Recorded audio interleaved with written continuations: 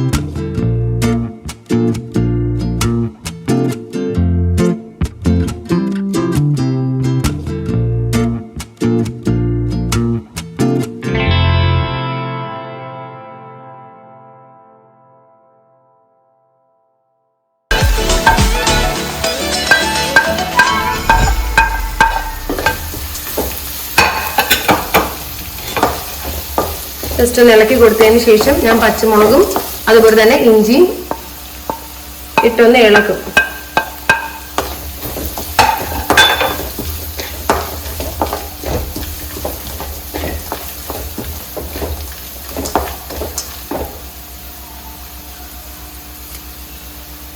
ഒരു തണ്ട് കരിവേപ്പിലയും കൂടി ഇട്ട് കൊടുക്കുക.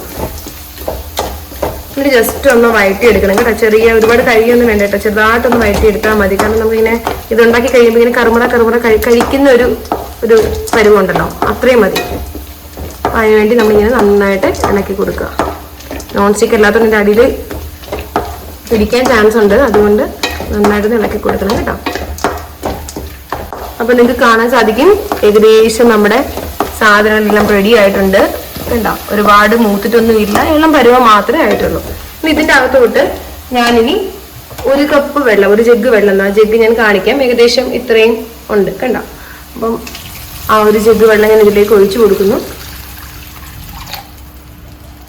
കാരണം ഏകദേശം ഇത്രയും വേണം നമ്മുടെ ആ ഒരു കവർ ബ്രഹ്മസലി ഒന്ന് വെന്ത് റെഡിയായി കിട്ടാൻ. ഇനി ഇതിന്റെ അകത്തോട്ട് പാകത്തിനുള്ള ഉപ്പ്,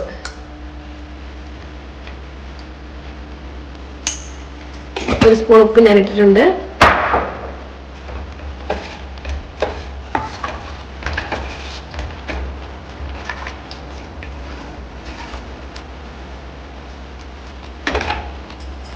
ഇങ്ങനെ തിളയ്ക്കണം കേട്ടോ, ജസ്റ്റ് ഒന്ന് തിളയ്ക്കണം. അതുവരെ ഒന്ന് വെയിറ്റ് ചെയ്യണം. നമുക്ക് ഫ്ലെയിം കൂട്ടി വെച്ചാൽ പെട്ടെന്ന് ഇങ്ങനെ തിളച്ച് കിട്ടും. തിളച്ച് കഴിഞ്ഞ ഉടനെ നമ്മൾ എന്ത് ചെയ്യും, ആ ബ്രഹ്മസലി ഇതിനകത്ത് ഇട്ടും ഇളക്കുകയോ ചെയ്യണം. അപ്പോൾ നമ്മുടെ വെള്ളം നന്നായിട്ട് ഇങ്ങനെ തിളച്ചിട്ടുണ്ട്, നിങ്ങൾക്ക് കാണാൻ സാധിക്കും. ഇനി ഇതിന്റെ അകത്തോട്ട് നമ്മൾ നേരത്തെ ജസ്റ്റ് വഴറ്റി വെച്ചിരുന്ന നമ്മുടെ ബ്രഹ്മസലി ഇട്ട് കൊടുക്കുക. ഇട്ട് കൊടുത്ത് നന്നായിട്ടൊന്ന് ഇളക്കി ഒരു 3-4 മിനിറ്റ് ഇങ്ങനെ അടച്ചു വെച്ചേക്കണം കേട്ടോ, ചെറിയ ഫ്ലെയിം. കാരണം ഈ വെള്ളം ഒന്ന് വെട്ടി നമ്മൾ വെള്ളസിലേക്ക് വേവണ്ടേ, അതിന് വേണ്ടി.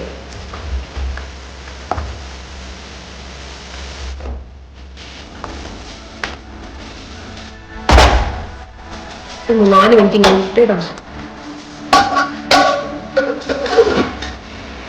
ഒരു 3-4 മിനിറ്റ് ആയിട്ടുണ്ട്. നമുക്കൊന്ന് തുറന്ന് നോക്കാം എങ്ങനെയായിട്ടുണ്ടെന്ന്. ഇതിൽ കാണാൻ സാധിക്കുന്നുണ്ടോ? ഏകദേശം അല്ല, ഒരു 3/4 ഭാഗത്തോളം റെഡി ആയിട്ടുണ്ട്. എന്നാലും ചെറിയൊരു മയമുണ്ട് കണ്ടോ, വെള്ളത്തിന് മയം ഇനിയും ഉപ്പുണ്ട്. അതുകൊണ്ട് നമുക്കൊരു 2 മിനിറ്റ് കൂടെ ഒന്ന് അടച്ചു വെക്കാം.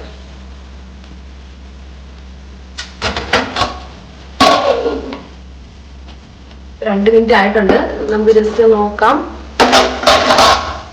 ഏകദേശം നമ്മുടെ ഇതിപ്പോ ഓക്കെ ആയിട്ടുണ്ട്. കാണാൻ സാധിക്കുന്നുണ്ടോ, വെള്ളത്തിന് മയമെല്ലാം മാറി കറക്റ്റ് ആയിട്ടുണ്ട്. ഇനി ഇതിന്റെ അകത്തോട്ട് നമ്മൾ നേരത്തെ ചെറുകി വെച്ചിരുന്ന ഒരു മുറി തേങ്ങ ഇട്ട് കൊടുക്കും.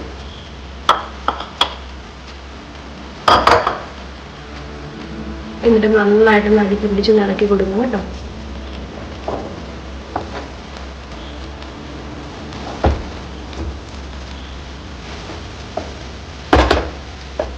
എന്നിട്ട് ഒരു മിനിറ്റ് ആവി വേണ്ടി ജസ്റ്റ് ഒന്ന് അടച്ചു വെച്ചേക്കണം.